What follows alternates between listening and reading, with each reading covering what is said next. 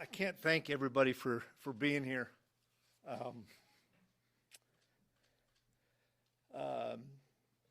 It just goes to show me and prove to me that the good guys win, and doing things the right way and doing it with class and doing it with integrity is the right way. And guys, that's the K-State way. And it's been an emotional day for me. I am at peace.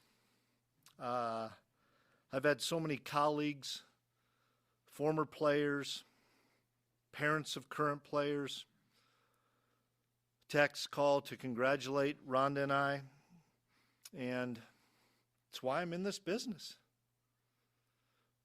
is to have that impact not just on a kid that plays for you, but on a parent, on a support staff member, on everybody that you touch. And that's leadership to me. Leadership to me is how many people you can impact on a daily basis and make sure that's a different person every day. And as I retire after close to 35 years in this business, I've already visited with our players, but I'm one of the lucky ones. I spent 15 years at the last two stops, and that's a rarity. And I know some people in here have had that ability, and it's unique. It doesn't happen enough anymore. And relationships with players, impacts on people that reach far beyond this game, that's always been my passion, and that's always been my burn, is trying to continue to impact people. I believe that, and believe and live like this, that players play for coaches that care. Coaches coach for coaches that care, and a support staff supports a head coach that cares. And I hope everybody that's come across me, whether it's players, support staff here at K-State or places I've been, have said, I will say this, that guy cares. And he's going to have my back. And I'm not going to throw people under the bus, and I'm going to continue to love them. I'm going to challenge the heck out of them, but I'm going to love them. My entire coaching life, I've put other people first. And for the first time ever, I'm putting Rhonda, Devin, Haley, and Colby first. I got to express my gratitude and thanks to Gene Taylor for believing and trusting this program to me. It's hard to believe it's been nearly 7 years ago that Kenny and Preston and Starkey came up and picked me up. They'd never been so cold in their life in Fargo. And we flew down here and started a journey that it's been almost 7 years. And I took this job with little to no Power 4 experience. But I had a guy that believed in me and loved me. And I'm proud of what we accomplished in these 7 years. Won a Big 12 championship. I think we had eight or more wins, and there's 8 teams in the country that had that for 4 straight years. And we made it to a bowl game 6 out of 7 years at a place like Kansas State. And we did it with hard work, we did it with dedication, we did it with the right kind of people, and we had everybody with both feet in all the time. And that's not just players, that's coaches, that's support staff, that's everybody. I'm a big believer in being defined by a moment, not a body of work. And thanks to all the great players, thanks to all the great support staff, thanks to all the great coaches, I look at my 5 years at North Dakota State with great players, great coaches, great support staff. We won 4 national championships in 5 years. Look at my 7 great years here with the accolades we talked about. And as a head coach of Division I in 12 years, I'm damn proud of the body of work that all of us put together. And guys, I'm not going anywhere. It's not a funeral for me. And I told the guys that. And You know, I've always said this when I come into this room after a tough loss. Do not walk around eggshells on me. Don't do that. We're gonna celebrate my career. We're gonna celebrate. I'm gonna be around here next week for the players. I'm gonna get out of here this weekend with my family and go see my kids. But I'll be around here next week to visit with all our players and answer those questions of those guys. But I can't thank all of you enough. I can't thank all of you enough for being the people who you are and for allowing the Kliemans to come into Manhattan and build something here. And Gene and I talked about this a couple of different times. I followed Craig Bull at North Dakota State after he won 3 consecutive national championships, and people said, don't you dare follow Craig Bull. And we won 4 or 5. And I followed the greatest coach, in my opinion, in the history of college football, in Bill Snyder. And everybody said, don't want to do that. And I said, I just followed a guy that won 3 in a row, and we did okay. I'm ready to go to work. And I think we did a pretty damn good job here. But guys, I'm gonna depart you now and let Gene kind of run the rest of this. But I love everybody, and I appreciate everybody, and thanks for everything, guys.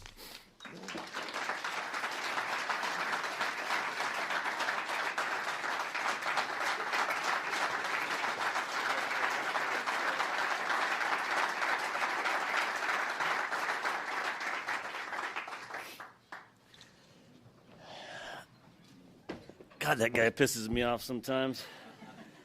He gets up here all stoic. I get up here all emotional. I'm a mess. I've been a mess all day.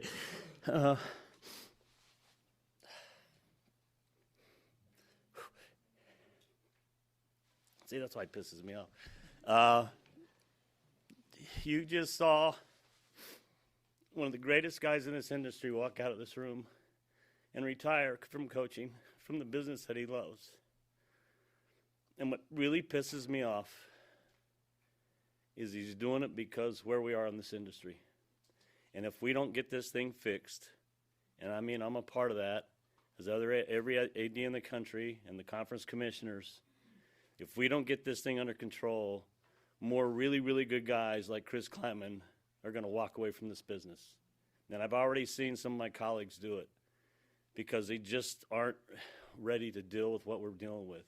We have to get this thing under control. We have to sign these participation agreements, every school in the country. We have to come together and run the business as equally as we possibly can, and right now that's not the case. And people are ignoring the settlement. They're doing things that are outside of the settlement, outside of the agreement, and we need to get it under control. If we don't, more good people like Chris Klieman are going to leave this business. And I'm going to do everything I can to make sure, in my role as athletic director here and at some of the committees I'm on in the country, to make sure that we figure out this thing out. But it really hurts me that guys like Chris Klieman are leaving because what they came into the business for is different. Doesn't mean it's wrong, it's just different. And we have to find a way to make it as fair as possible across this country, and right now it's not. So with that's my soapbox for a minute. I'll answer any questions you guys have. And by the way, I really appreciate all the staff that's here, and I think it means a great deal to Coach that you guys came, and really appreciate it from my heart, too, that you guys showed up for him.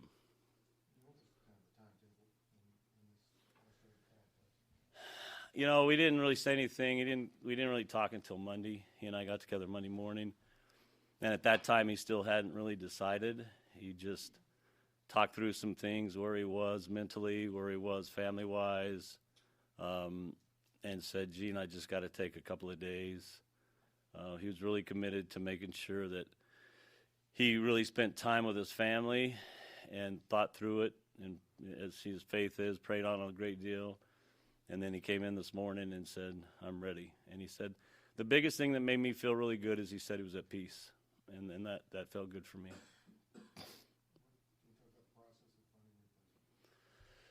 Well, you know, it starts now. Obviously, I haven't done anything. I haven't talked to anybody. I wanted to give Coach his respect and his due and let him talk to his team. And now as I told the team this afternoon, the business is different now. It's going to be fast. It's going to be efficient. And we need to move quickly. And we've already got all the things we need to be in place. So when we get to the point where we're ready to make an offer, that things can happen very quickly. And I think we need to make it happen quickly for the players and the staff so they know where the next direction is we're headed. What should Coach Klieman's legacy be after his 7 years here? Well, he touched on it, right? I mean, people thought I was nuts because I hired my drinking buddy from Fargo, North Dakota 7 years ago, and it worked out pretty well. And, for him to, walk in, I told him this in the interview process. I said, you're going to have to drive down a highway that's named after one of the greatest coaches. You're going to have to walk into a stadium that's a statue of one of the greatest coaches, and you're going to, every time you look up in the press box, pissed off at your coaches in the box, it's going to say Bill Snyder Family Stadium, and you're going to have to be okay with that. And he was. And he not only built on Coach Snyder's culture, he put his own mark on it, and he brought in this very similar kind of players and staff that this place believes in and knows can be successful. And I think he's done it with class and dignity and won, that a lot of people didn't think an FCS guy could do. And so he should be very proud of that. Is he intended to coach the ball game? We haven't gotten that far. He really wants me to talk to the players first and see what their interest is. And I'll do that, I think, tomorrow, is get with the leadership and see where they are from a bowl perspective, and then we'll go from there. Just how trying do you think this season was on? I think obviously it's pretty trying. I mean, if you saw him after the Utah game, and I think that was when I first, actually it was my daughter who said, "Are you concerned about Coach Klieman?" And at that time I wasn't. I figured it was just the emotion of that game. He wanted to win that game so badly, and I think how it ended really frustrated him for the team. And I think it just but I think at that point is probably not that point. He's probably been thinking about it a little bit, but after the season, he and I typically don't talk about anything till after the season. And so I texted him Sunday and I said, "Hey, do you just want to get together Monday?" And he said, "Yeah."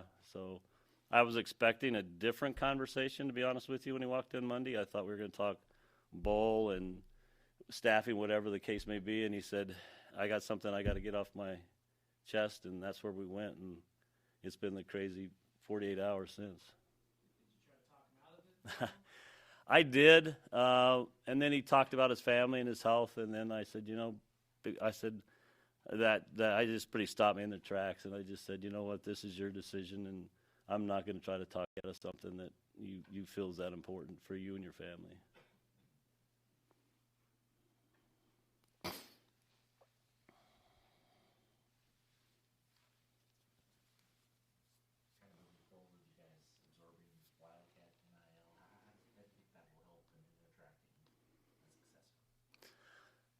I don't know that it'll have a major impact. Obviously, they did a great job for us in the interim, not in the interim, in the Wild Wild West. I thought Curry and those guys were great, and they were aggressive. I think for now it's just about what can we do. Obviously the rev share piece, we have that. We're going to meet always have the minimum or the maximum number of rev share dollars, and now it's about going out and finding dollars for true NIL, and I think we have to get aggressive. And I think as a staff, we've got a plan in place to do that. But we're, like you said, we're going to do it the right way. We're gonna make sure we're doing things the right way, and that's never going to change here.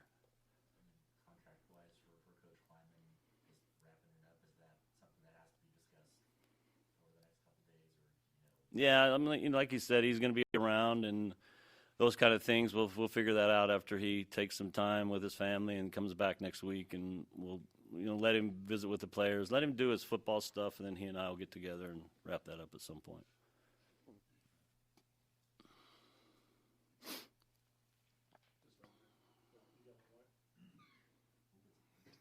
Could probably afford 2 mics at some point. Gene, obviously there's reports of a successor out there. Just how do you go about talking to the players about your process and maybe what they're seeing on social media? I always find it amazing that this has happened before, that somebody's already hired the guy, and I haven't even had any chance to talk to anybody yet. But I just told the players the same thing. I said, my job as an athletic director is to figure out what the next steps are. And, my commitment to them, and as my commitment has been to other teams that we've made changes or changes were made, that we're going to go find the best coach for this program and this culture and this institution. And we're gonna do it the right way, and that's going to be the major focus. The major focus isn't about me or winning the press conference. It's about these players, this culture, this team, and finding the best fit for that. And whether that takes 2 months or 2 weeks or 2 days, in this environment, it's going to happen a lot quicker and a lot more efficient and a lot faster. So that was my message to the players, that I made a commitment. I told them, I've done this a few times. There's a guy in the room that's never been a head coach before, and he's pretty good at the sport of basketball. When Craig Bowl left out North Dakota State, I wasn't sure who I'd hire. And I hired a guy that, his only head coaching experience had been in a small college. Like he said, I told him, I said, I'll never forget this. We were sitting in my best basement in Fargo, and I told him, I said, Coach, you're going to be taking over a team that just won 3 national championships. There were 25 seniors on that team, and they finished 16-0. And he said, well, what are my expectations from you? I said, my expectations are that, you try to win 7 or 8 games and get us back in the playoffs. He said, what are the other expectations? I said, the fans' expectations, you go win a national championship. And he did. He won 4 out of the next 5. And so when I hired him here, because we had the similar conversation. He said, what are your expectations? I said, you're replacing a Bill Snyder. He kind of worked out pretty well. And so I have experience in finding the right people for the right positions and doing everything we can from the support system to make them successful. And we're going to do the same thing this time around. Gene, just given how close you and Chris have been throughout all this, is retirement something that's weighing on your mind at all? What time is it? Yeah. I mean, it has been. I mean, I've been doing this a long time. I'm not, 50 years old anymore, but I'm still committed to doing. I mean, there's a lot of people in this room that I care about, and I want to keep working until I feel that, we have everything in place that we need as a program to be successful. And I think we still have some things we need to do. We've got the rev share, but we've got to keep that going every year. We have to find true NIL and extra NIL dollars. Those are probably the next things we're going to commit ourselves to. And then at some point, I'll look back and say, okay, and I've talked to my buddies who've retired, Gary Bart at Iowa and Bubba Cunningham at North Carolina, and some of these guys, and they said, you'll know when the right time is, and right now I don't feel it's the right time. Have I thought about it? Absolutely. Hell, we bought a home in Arizona, and every time I go out there, I think, this is a pretty good deal. I maybe should probably just stay here for a while.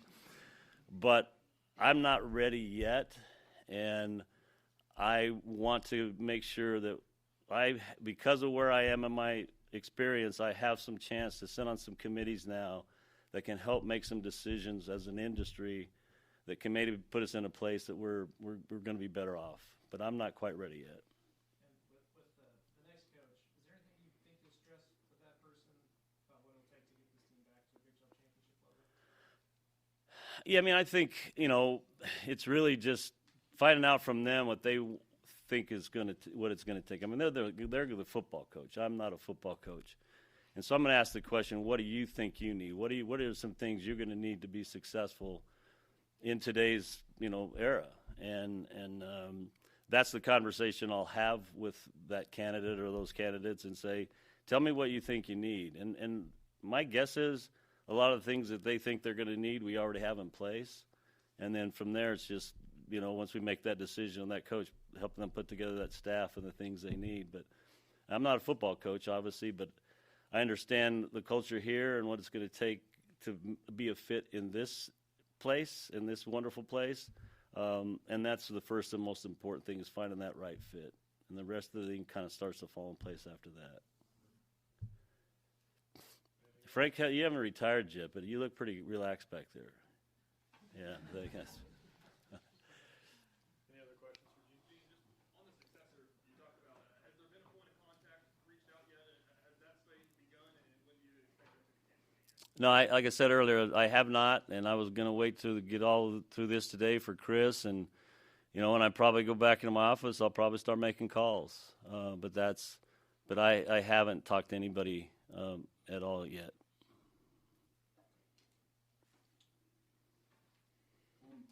Back to your opening comment of what you said at the beginning, are there enough like-minded people like you to get this business where it needs to be? Yeah, my colleagues in the Big 12, because I put a text out, and I just said, Coach Klieman, one of the best guys in the business, left, and here's why. And I said, if we don't, and I've got thumbs up from just about everybody in the conference, and I talked to other colleagues in other conferences, and it's just there's so many moving parts right now, and so many things out there that aren't accurate. But there are people with really loud voices right now that are trying to keep this thing from being put in the right place.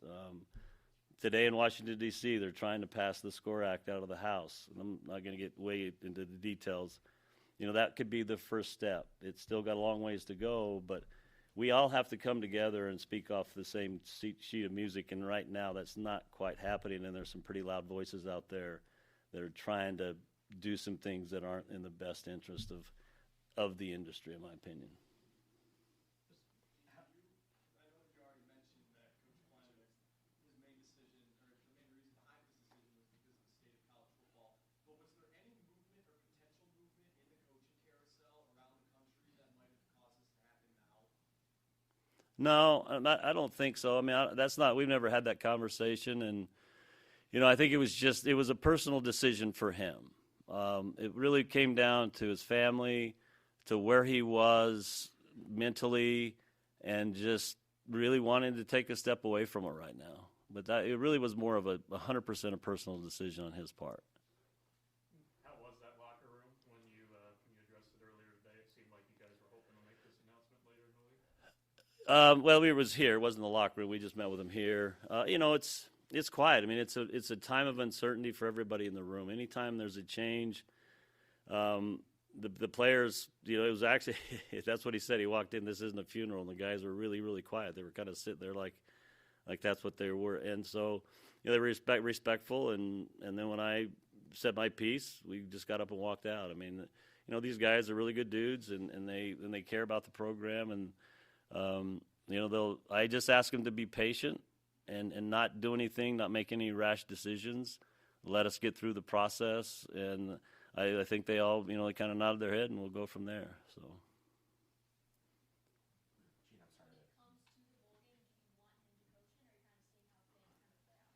Like I said, I think I'm going to start with the players. To me, that's, if they have a desire to play, then we'll take the next step. But I think I have to really start with the players and just kind of see where they are with it. Sorry to belabor this again, but just because there's so many reports on the Texas A&M side that say that Colin has been connected to this job, you're saying K-State has not had any conversations with him about this opening? Absolutely not. I'm not even sure if I still have his number, but I guess I better find that out at some point. Any other questions? All right, thanks, everybody.